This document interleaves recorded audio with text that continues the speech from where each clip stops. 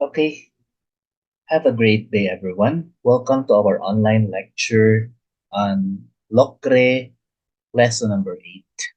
This will be the last lecture that we will have in logic and critical thinking. And next week, depending on the schedule that we will decide on, or you can just monitor on your group chat, you can, next week we will have our examinations already. Um, this will be majority of the examinations will be multiple choice. There can be one or two parts that is not, but majority, when I say majority, 80 to 90% of the examination will be multiple choice. So um, I would like to appreciate this opportunity we're in, even if there is no class or no online, no actual class, we can still have our class using the online method.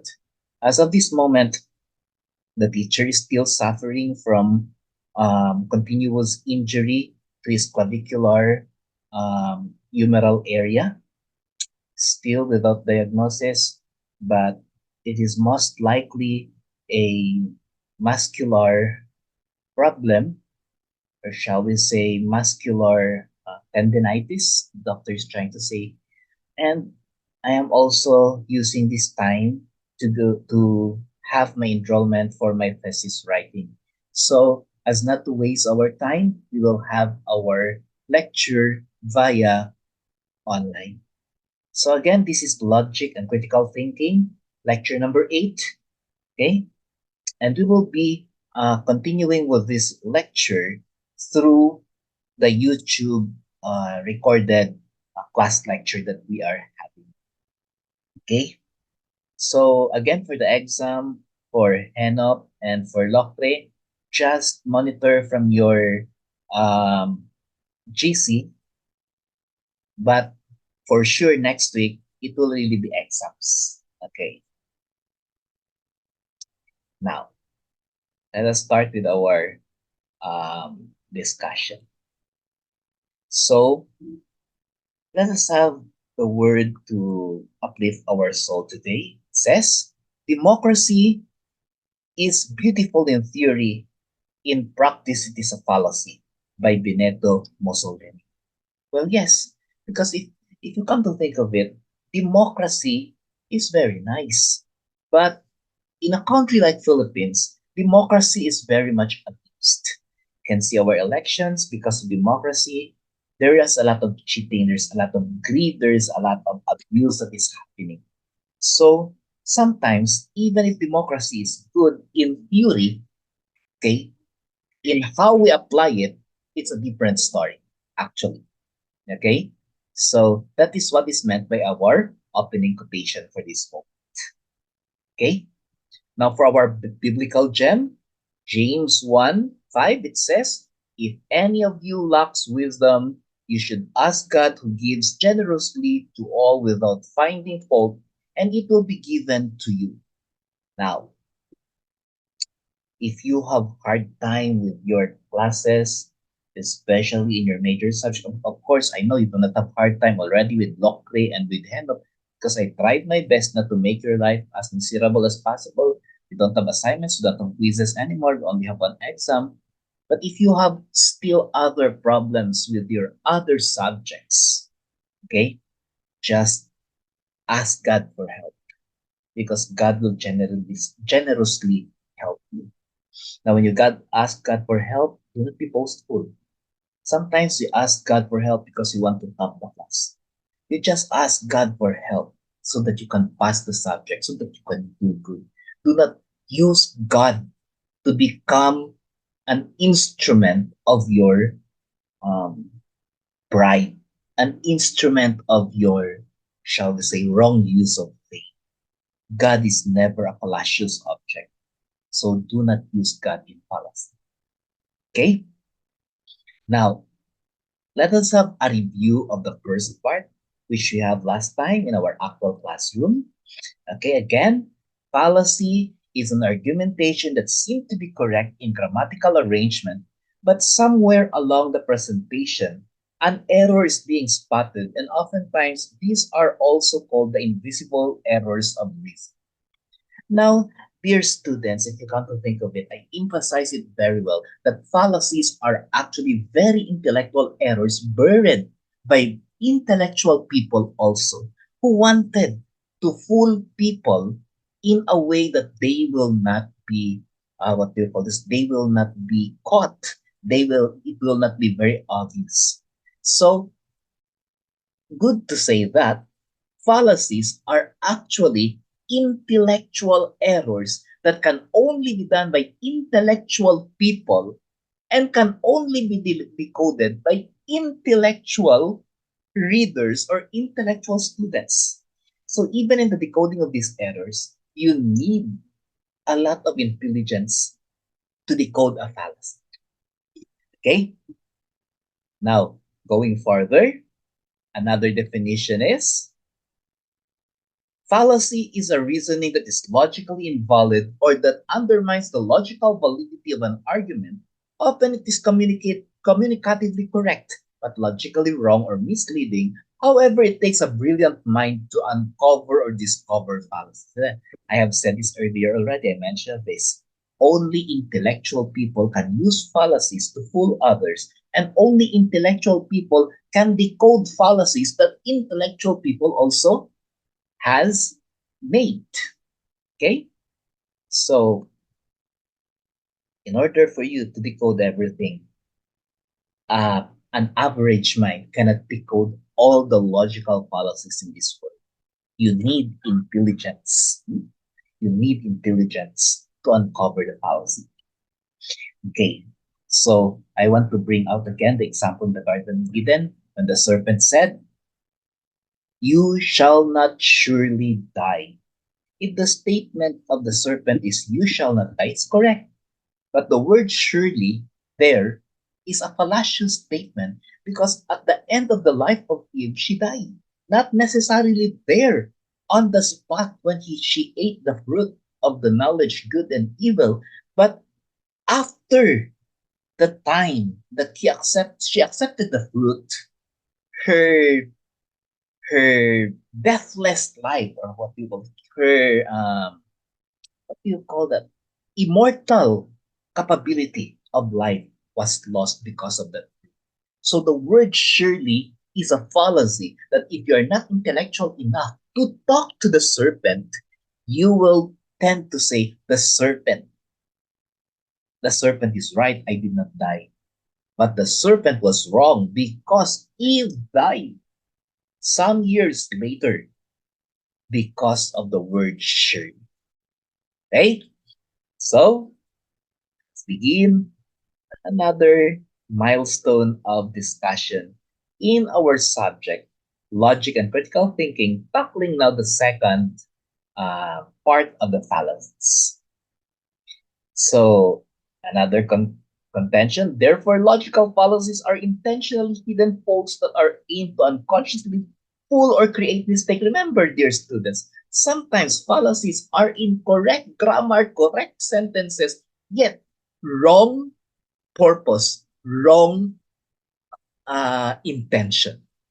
So some things can be correctly said, can be correctly communicated, but wrong in intention and wrong in purpose. And that is fallacy.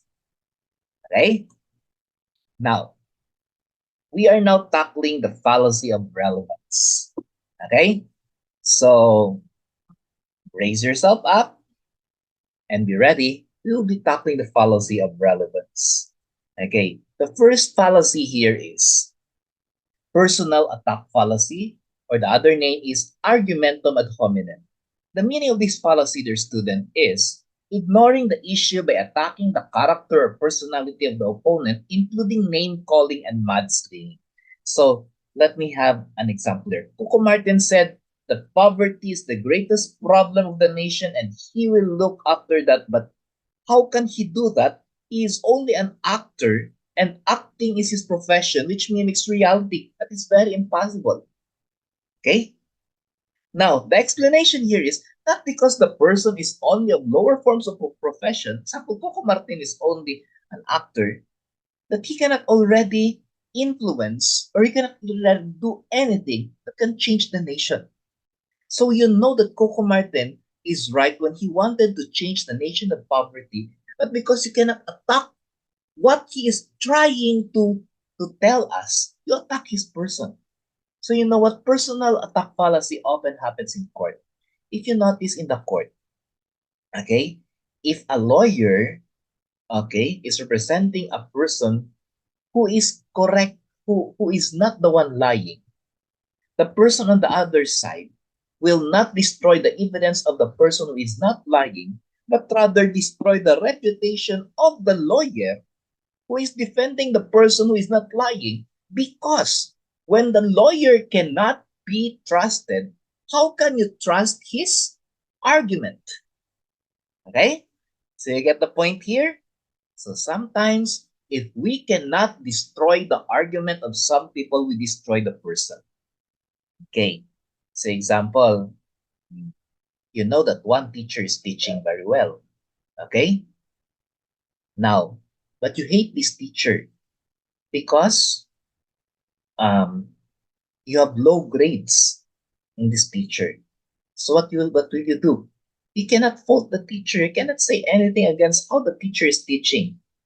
So one day you saw the teacher, okay, having a motorcycle, having another lady back riding on his motorcycle, even if he has a wife already, and you gossip around saying the teacher is a womanizer because of the fact that he is having another lady back ride on his motorcycle even if he has a wife already. So you destroy the credibility of the teacher, even though you cannot destroy the possibility of the teacher being a good teacher, but because you cast stain on the teacher having another bad problem not related to the problem to the point you're trying to do, that is a personal attack fallacy.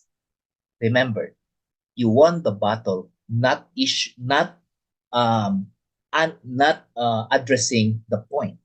You won the battle because you stabbed the person in a different angle that the person is not looking. That is personal attack fallacy or argumentum ad hominem. Okay? Now, let us have a nursing point of view here. Situation. When the patient says, Mom, I feel my IV insertion site is not anymore patent. It is a bit painful and I feel rushing waters in it. Now, the nurse comments, for information, Mom, our sharpshooter veteran nurse inserted your IV line and I don't think she will miss on you. Besides, he is a nurse and you are not, so maybe your comments are not credible. Imagine, the patient is complaining, maybe my hand is infiltrated. My hand is what? Having extravasations because the IV is not anymore patent. Then you will say, "Ay, mom, you do not have any right to to complain. Why? You're not even a nurse. The one who inserted that IV is one of the greatest nurse that we have. So for you to say that that insertion is not good, it's a slap on her face and that cannot happen. See? Now you are facing here a very good example of personal attack fallacy because there is reality in what is happening, but you attacked, okay, the person or you tried to correct the situation. You tried to argue using the protection of the person rather than correcting the situation.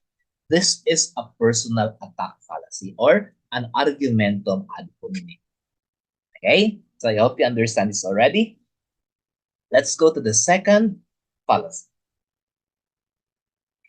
The fallacy of appeal to pity, okay, or appeal to pity fallacy, otherwise known as argumentum ad misericordia.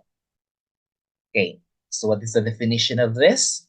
Persuading people by evoking feelings of compassion and sympathy when such feelings, however understandable, are not logically relevant to the arguer's conclusion. Well, this is very easy to understand, okay? But let us try to read the exam. Sir, I'm very sorry. I was not able to pass the exam. It was because my mother got sick and I was the one who really sat at her bedside. And because of this, I was not able to study. The explanation, dear student, is the situation is understandable. However, the fact remains that you failed on the exam. You cannot use another alibi, okay, to extenuate the reason why you failed the exam. Therefore, there is no point to give you a higher grade. Ma'am, inang naglubo lang man ko ma'am sa exam. Ma'am, kay inang last week napatay ako na lola. Okay? And the teacher will tell you, well, okay, we understand that.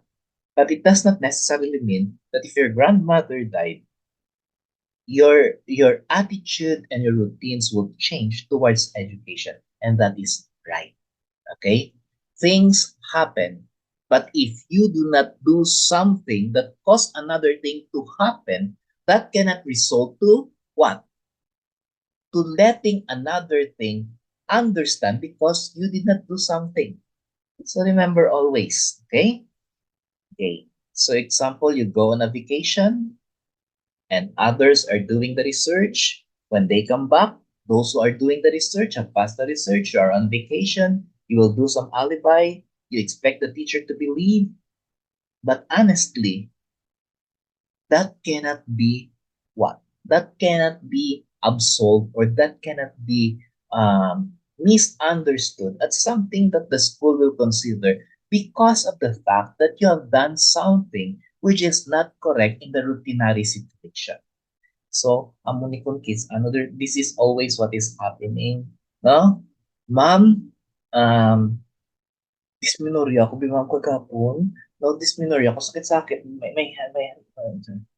Okay, you have already all the alibis, all these things that is something like this and like that. And then you expect the teacher to consider because you are feeling something. So you are trying to implement PP so that you can reverse a failure or you can reverse a situation which is totally disadvantaged to you. Let us look at the nursing viewpoint of this situation. The clinical instructor said, you cannot go on duty. You missed the pre-conference yesterday. So, diba, this is the rule. No pre-conference, no duty. I don't know if this is still happening now. But during our time, this is the rule.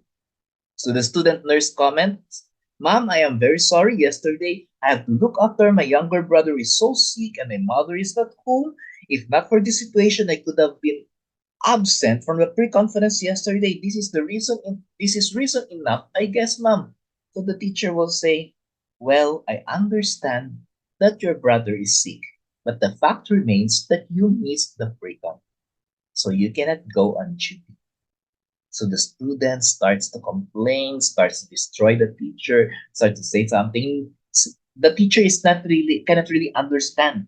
I hope it will happen to him. I hope it's like this and like that. Then you begin on mumbling.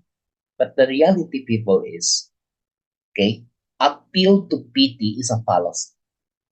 You should know that even though there was an emergency, the reality is you have not done something that is expected to be done, and that is to remain as that. Okay? So we have to take responsibility for the things that happen to us, may it be force majeure or things that we do because of our option. That is argumentum ad misericordiam, or commonly called as appeal to pity fallacy. Okay? Let's proceed now to the third one. Appeal to force fallacy, or it is also called argumentum ad baculum. Now, the meaning of this is persuading others to accept a position by using threat or pressure instead of presenting evidence for one's view. An example here now. The secretary of the president asked the teacher to let the nephew of the president pass, or else he will not be included in the list of the promoted workers. So, example, ma'am, okay, I heard that the president's nephew is not doing good in your class. Yeah. Yes, ma'am, that's very true. Pero ma'am, next week there will be a promotion, or shall we say promotion of workers, which means higher salary. Ma'am, if possible, if you can do something, it will be easier for your name to be placed in the list of promoted workers. Imagine, this is already dishonesty. But this is happening. This is argumentum ad baculum. Actually, you are putting pressure on the teacher here, knowing that the teacher is under the president. Okay? And that creates pressure on the teacher to do wrong in order for the nephew to just pass. So this is appeal to force fallacy. So sometimes we are using this. We are telling some of our class, naghambal to bala si ma'am, nga amo ni. Okay? Mom said it's like this. Mom said, okay, according to mom, I asked mom. You know what, sometimes, if you are trying to create pressure to your classmates by invoking or name dropping your teachers to gain advantage, that is argumentum ad baculum. Let us always remember that arguments are true because they are true.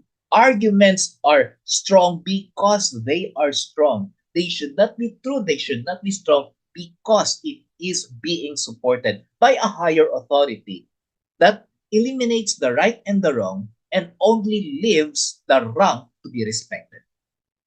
Okay? I am one of those persons who are really very angry when some people are using their rank, using their position, using their office to create leverage that will make it, what do you call that? Make it unfair for other people. So the explanation here is the act of passing was not done in the normal process. Imagine the nephew failed.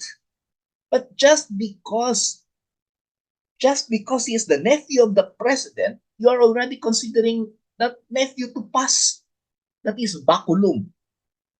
Okay? The test was passed due to the personal concern of the teacher being threatened by the superior, who happens to be the president, and was being relayed by the secretary. Well, of course, this is only an example. We are not pointing fingers here or naming people. We are giving examples to the logic of fallacies. So please don't get me wrong. I'm just trying my best to let you understand what it meant by every fallacies that we are taking here. Okay? So let us have an example in the nursing viewpoint situation. The vice president of a school told the dean of the nursing department that if his or her child will not be given a times 3 makeup, rather only times 1, their long-standing request will be granted immediately. Well, the background is like this. The vice president of the school, okay, has a daughter in the nursing department. So the vice president said, my daughter was absent and it's not excusable. But if you will only allot one makeup and not 3, automatically your request here in the academic department, the vice president's department, will be processed. Okay? Because you do me favor, I do you favor. That is a baculum. Pressure to the department because of a higher office. So the dean comments, well, this is a different situation, for we are facing a high officer of the school. We can bend a little bit for the benefit of the department, or else we will suffer their vengeance. You know what? Sometimes this is the problem.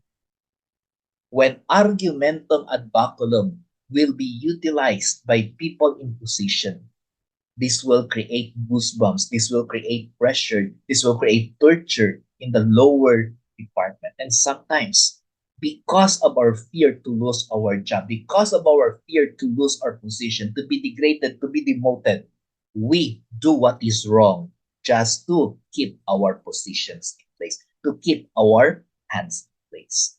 So beware of argumentum ad baculum. Okay? This is the leader's fallacy. Okay? Especially when they want to get something done, not in a very normal way, but in a forceful, or shall we say, pressured. Okay, going to the next.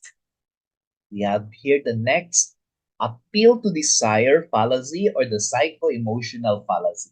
The meaning of this fallacy is ignoring the issue by, okay, ignoring the issue by appealing to the desire and interest or passion of the people to get the conclusion accepted.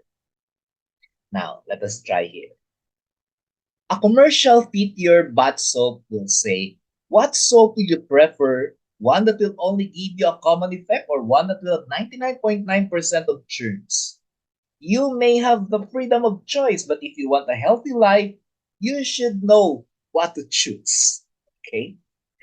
Now, the explanation here is it is a fact that there is no soap that erases 99.9% of the germs due to the fact that 20% of the existing or common germs are anaerobic or they don't need oxygen to exist and are not killed by bad soap. They are killed by other disinfectants greater than soap. However, the advertisement satisfied our desire for a more effective soap than we gave way to our desire and considered the soap beyond the real reality. So, appeal to desire fallacy or psycho-emotional fallacy are actually the fallacies that we are seeing on television. They are actually trying to say more than what is really true, say more than what is really capable so that they can sell their products. So, saying something that your products cannot do just to have it be solved is something that is also called a psycho-emotional fallacy or appeal to desire. So, example, our school will say, okay, um, you study at CPAC because there's no brownout here. Okay, there is no there is no internet stoppage here. Okay, and our internet is very fast. Now, when the students start going to school here, they experience brownout 3 to 4 times a week, and their internet is having fiber breaks 2 to 3 times a week, even once a day in some outage. Okay, now students try to complain. I thought we were promised that there is no brownout, there is no something like this and like that, and then the school will say, well, it is normal for this to be like that. Then why did you declare it in your what in your advertisement if you know that it's normal to happen like this? So this is an appeal to desire fallacy or a psycho-emotional fallacy or something is wrong because what is being declared, what is being advertised is not the right thing that the people experience when they try to avail of the product. Okay? Let's go to the nursing example. Okay. The student wanted to buy his own CHN bag because they have sources that make it cheaper, but it is not allowed in the department.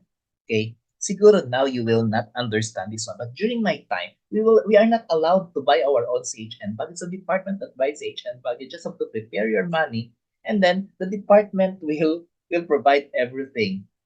Even there are even times wherein we have already stocks because we have nurses sisters, nurse mothers, but still you have to buy the products because it's part of the bag, they said. So the clinical instructor comments, well, it is not uniformly aesthetically very ugly, if not the same. Plus, those that are being recommended and supplied by the department are durable and better in quality in terms of selection. But if you find out later on, okay, just like in one of those cases, I purchased personally a very good kind of elastic bandage. But when I saw the elastic bandage that go with the bag, the quality is not even comparable. Okay? So that means there was a psycho-emotional fallacy because aesthetics is the only reason why everyone should have the same CHN bag. And other reasons, I don't want to tackle it anymore. So during this time, when the department is already telling you that you can buy your own CHN bag, buy your own what do you call this, gadgets, buy your own contents, that is now the solution to a psycho-emotional fallacy that was experienced by me and my batch before. So let's clap our hands because an appeal to desire fallacy was finally corrected in the department where you are now. Okay? Good. Let's go to the next. Straw person fallacy or the wrong lead fallacy. The meaning of this is misrepresenting an opponent's position or argument, usually for the purpose of making it easier to attack. Okay, an example here is some people believe that failing is better than cheating, when in fact we all know that we all need to pass. So the explanation is this statement has a fallacy. The person is believing that cheating is wrong, does not right away believe that failing is better. The issue is The law prohibits cheating but has no consideration for failing or pass, for it is a personal choice. Kumbaga, straw person fallacy is it's making the truth more malleable. It's making the truth more, what do you call this? It's making the truth more bendable. Okay? So the argument is, well, being honest is good. But remember, you have to pay another semester of 40,000, 50,000 if you fail.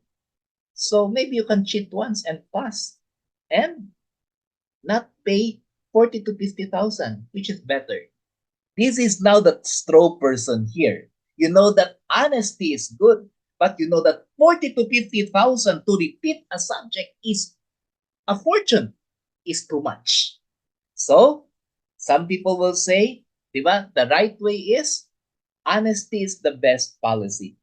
But the straw person will tell you it's better to cheat than to repeat because you will waste another year, waste a lot of money. You just make mistakes once and then you correct it later and then you're still good. That's being a straw person and that is a fallacy. Okay? Now, for the nursing example, okay, then students know that copying NCTs can be wrong. Okay, we know that. But with a lot of requirements before duty, the fact of finishing is more important rather than how it was finished. So copying can be the only way to be able to go on duty. Well, I understand you all, dear students, about this. Okay? Now, making an NCP is easy. We can make one. Okay? Requirements is easy. The problem is the pressure of making it. Okay? Whole night. That's why sometimes when we have other schools before during our time, CPAC students will always have eye bags, a lot of eye bags, very big eye bags. But the other schools they have good retouch makeups, and that give me a lot to be puzzled. Okay, because I made a very good NCP, I made a very good discharge summary, but my eye bags are so big I cannot concentrate because I am sleepy because I have a lot to do that night.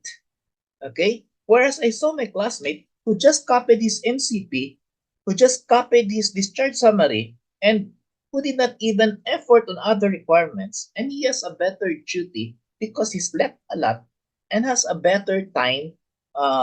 He is very rested. Me, I was very used. I do not have a lot of sleep. I have a very good requirement. So the straw person in my mind now told me, yes, you have a good requirement. Yes, you have a good output, but you have a poor performance for the day because you have not slept. So next time, better yet, just copy so that you can have a good duty, so that you can have a better performance. See, this is being a straw person. But my appeal also is, let us try to understand the students. Okay? Let us try to maximize their capabilities, not maximize the requirements. Two different things. You can always maximize the learning by not penalizing the amount of requirements that you're giving. Okay? So the student nurse said it is wrong, but it saves us money for makeup and at times give us the chance to go on duty, not in a very tired situation. That is why at some points I am considering it. Imagine, okay?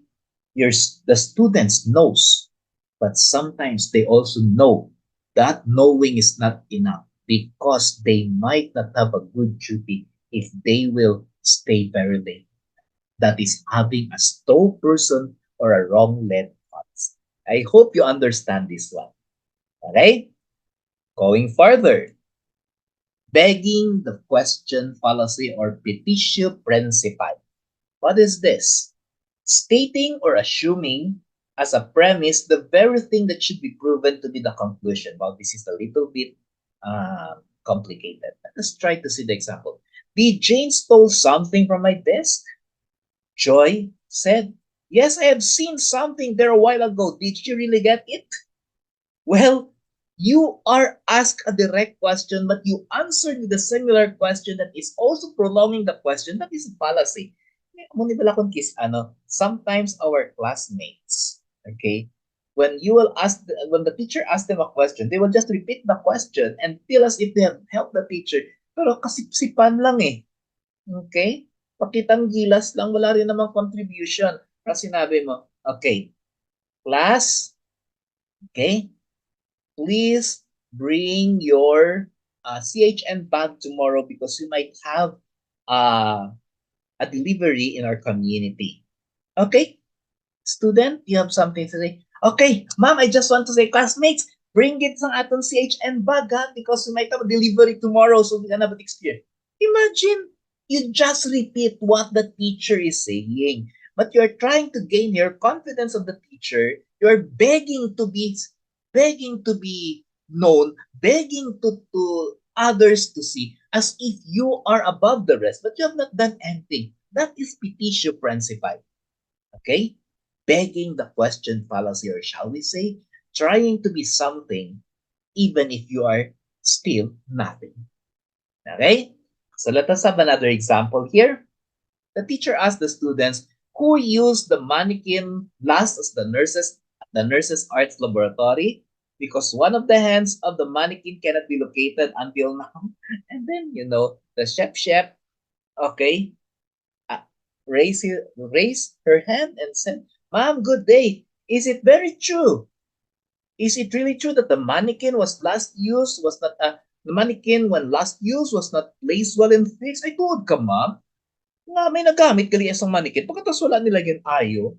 I guess, ma'am, that is why one of the hands was lost because it's not fixed well. Who may have last used the nursing lab, di ba?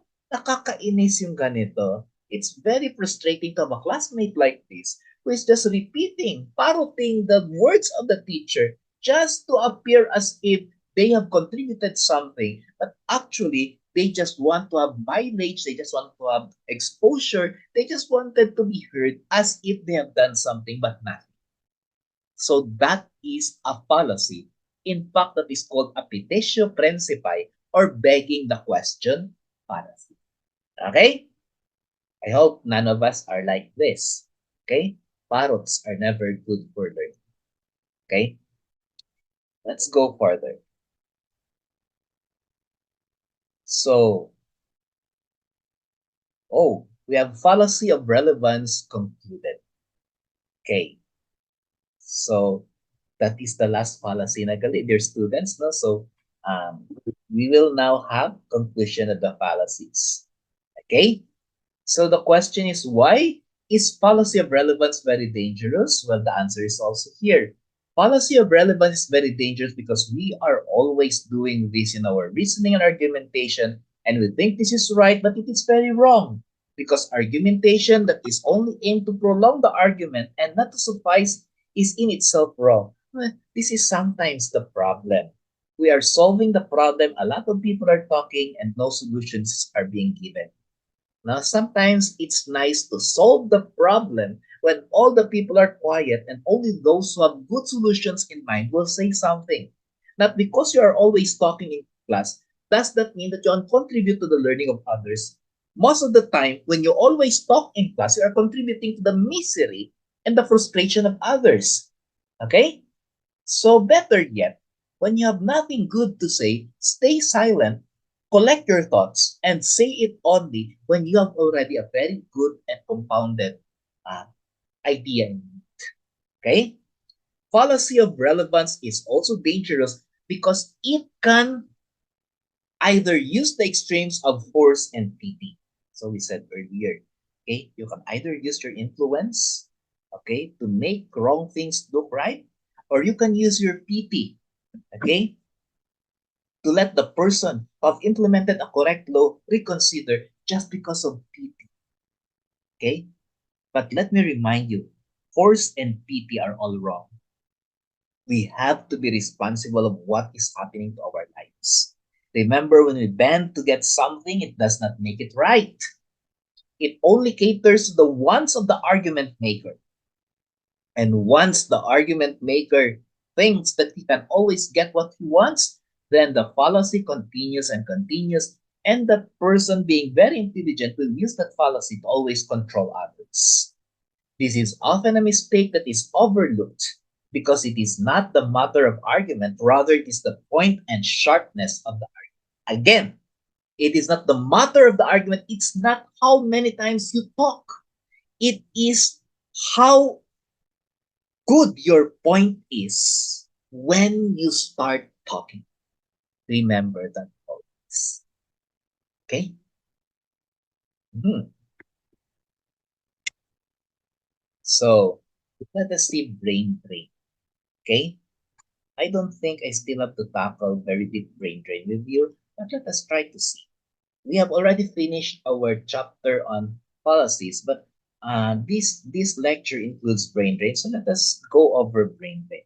Actually, brain drain is when the professionals in one country, okay, are being consumed by other countries to work in their own countries. That's why I presented here a theory of diffusion and osmosis. When you say diffusion, okay, it is when something travels from area of lesser concentration to area of greater concentration. So example, if there are more nurses in the Philippines and nurses go abroad, okay, because there are less nurses in America, that is diffusion. Now, the problem is if there are less nursing in the Philippines and they still go to America, leaving the Philippines with no more nurses, that is osmosis. Okay? So I will not really trigger this very deep. You can read this in your green book, but that is how it meant. Now, what is then brain drain phenomenon? Let me try to share this with you. In the political term of osmotic professionalism, of which it implies, the brain developed in our country are utilized by other countries. Thus, our country could not benefit for it. Sometimes it is referred to as raping Philippine education. Now, well, this is a very good example to this is our forecasters. Okay, they are UP, Ateneo, LaSalle graduate forecasters. They're very good.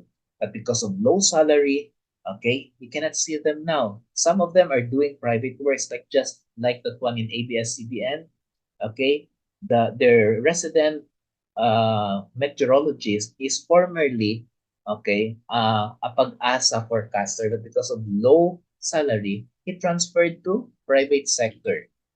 And then more than 10 forecasters in the Philippines transferred to Korea and Japan because of salary issues. So you call this brain drain phenomenon because we train them in our country, but we utilize them in other countries. So just like you, your future nurses will be educated here in CPAC in the Philippines, but other countries will use your intellect, will use your training, will use your output. Well, we cannot blame you because of the finances in our country, but that is reality. The reality is we are training people to be drained by other countries. Okay? That is not something to still research. That is a factual reality. Okay? So many of you who are now listening to this online class are just here because you need to graduate. After that, you have 1 to 2 years training in the hospital and then apply for CGNF, FNS, NCLEX, and then IELTS, and then go to America, go to the Middle East, and then you leave the Philippines. And then that is brain drain phenomenon. Okay? Now, so what is the process of brain drain phenomenon? The process of brain drain is actually starting with an equal balance of professionals in our country. So, example, there are a lot of professionals in our country. Now, the problem, especially in the nursing department, okay, the problem with this is even if we have, after the pandemic, we have a lot of hospitals who need nurses, but the problem is the salary is too low. So when these are opportunity to go abroad, these people who are needed in our country choose to go abroad. So that is a brain drain phenomenon. We are drained because we cannot pay our nurses correctly. That's why in one of those thoughts I opened with you in class, when there is already a plan to revisit RA 9173 or the nursing law, and the Philippine nurses will have the salary starting at 34,000 to 38,000. Okay? And then the salary at the Middle East is 50,000. Now with your airfare and everything, going back and forth to Middle East, 38,000 is a lot of money already. It can compete worldwide. So if that plan of the starting salary of nurses will become 34 to 38,000, I guess this will be one of those solutions for the brain drain phenomenon that is happening now in our nursing profession. Okay? Now, even if you have so many nurses, still many graduates want to try their luck in nursing with the mental condition that they will earn dollars and it is abroad first. That's why, if you notice, before we start our class, I asked you, how many of you here wanted to become nurses? Only a few. Most of you are forced by your parents because your parents know that if luck is with you, when you can go abroad, it can change the fortunes of your family. It's still brain drain. Now, for you that wanted to take up nursing, most of you wanted to go abroad because of the salary. It's still brain drain. Okay? So seldom can you see nurses now who really wanted to take up nursing because they want to help in Philippine economy, in Philippine healthcare delivery system. You seldom see this already. That is why most of our nurses today are rushing, not concentrating, because the reality is they are only making hospital nursing in the Philippines as a stepping stone to their greater goal, which is to be drained to other countries to serve and earn greater amount of money. Now, how was professional balance destroyed? Well, almost all our professionals suffered backdrafters from their courses to nursing. So if you notice now, even here in CPAC, when there is a graduating class, 60 to 70% of the students want to take up nursing and the rest will be divided with other courses.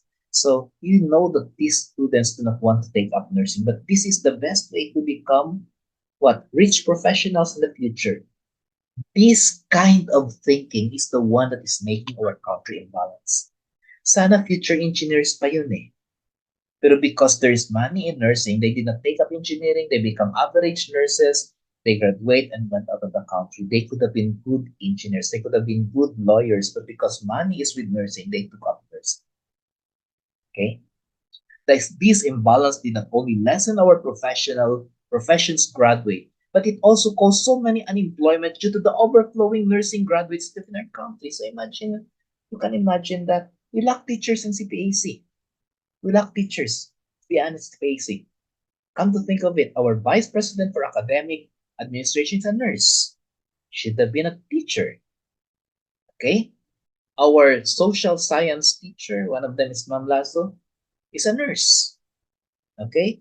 Our MIS director is a nurse. Our librarian, Ma'am Aragon, is a nurse. Okay? So, if you come to think of it, these professions should have required the right professionals for their profession, but because there are no professionals at that extent that is available, you hire nurses because there is an overflow of nurses. Now you see what I mean when there's an overflow of a profession because there's an underflow in the other professions. Okay? You see, Sir Sarosa teaching Rizal, Sir Gonzaga teaching logic. We could have had people teaching these subjects. Okay? But for me, I am an educator. I have a bachelor's degree in arts and a bachelor's degree in education. So I am not a brain drain. Correction. Okay, let us continue. Unless we go back to the real point that we should follow the desired profession that we want and the variety of courses while standing returns to normality, then our dear Philippines will continue to swim in the pool of brain drain phenomenon. Yes, I agree with this. Okay? Let us not force our graduating students to take up nursing. Let us let them take what they want. This will bring back the equality and the number of courses among students. Okay. And by this, we may feel that there is again a blooming of all professions and not only nursing. And then we will experience that there is already control of the overflow of nurses. Okay? Now, what are the effects of brain drain phenomenon? Let us go through this. Number one is brain drain does not consume all the nurses in the Philippines. It consumes the brilliant nurses. Okay, I agree with this. Okay, because uh, going abroad requires NCLEX, CG, and TOEFL exams.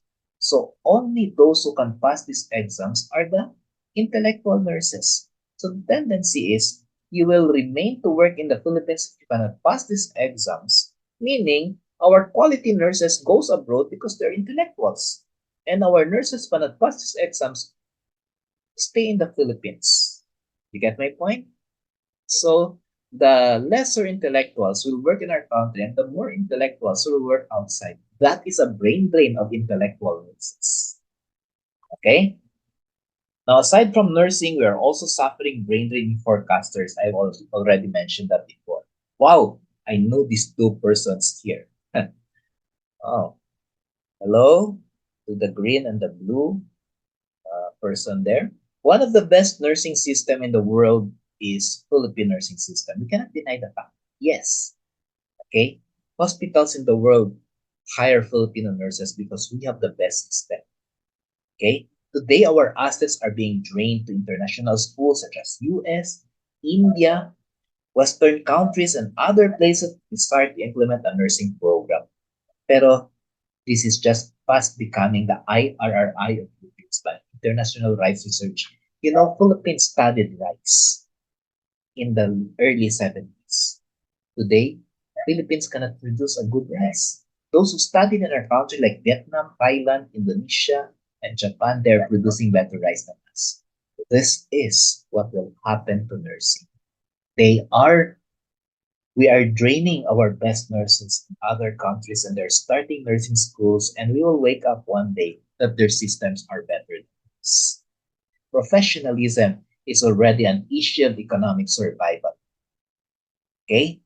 Not just a proof of nationalism. This is because physiologic needs is the first and primary. So yes, our nurses permits brain drain because they need money. Our government is not doing something. So it becomes a national issue that the government is keeping their eyes closed and blind. Okay? Now, oh, we are not doing quizzes anymore, right? Okay? So this is supposed to be our quiz. So for our quotation mark here from Alfred Andler, follow your heart but take your brain with you. That's why God created the brain over the heart.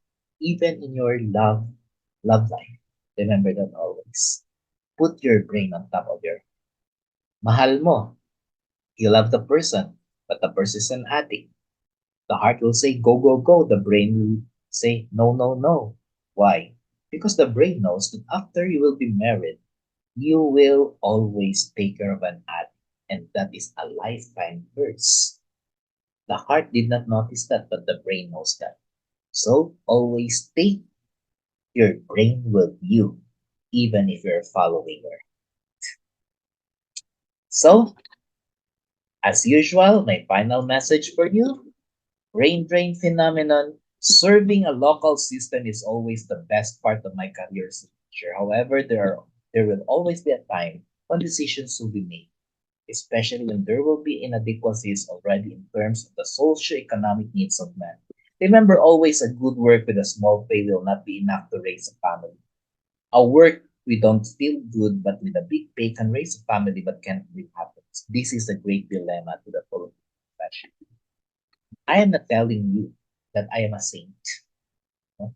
To be honest with you, I'm planning with my wife to leave the country maybe early next year or the year after. It is because we cannot supply now our socioeconomic needs with what we earn and what we gain from our present. If brain drain phenomenon will happen, I can only pitch what should be, but I will also suffer if I will not see my own. So God bless everyone. I hope you learned a lot from our discussion from the second part of the fallacies, okay, as well as brain drain phenomenon. So at this moment, let me remind everyone, we have finished already 8 chapters. The coverage of our exam in HENOP and LOCRE will be lessons or lectures 1 to 8. 90% of the exam will be multiple choice with one or two questions, okay, to be answered by analysis. Okay? So exam will happen a week after your next duty week. So after this duty week, next week you will have already your exam. So thank you very much for your time. I know it is very hard to have a lecture in online system. But if this will help so that you will not also have a lot of exposure to heat or be in the classroom to feel sleepy, I hope this online lecture will help. By the way, once again, this is Sir Noy Gonzaga, okay, your HENOP and LOCRE teacher. And for the lecture part, okay, I am very happy to tell you that even though our journey in this class did not really commence in the way we want. Sometimes very rugged, sometimes very stony, sometimes it's very uneasy. But I have to tell you, I enjoyed this time. I enjoyed the challenges. I enjoyed the trials. I enjoyed the journey.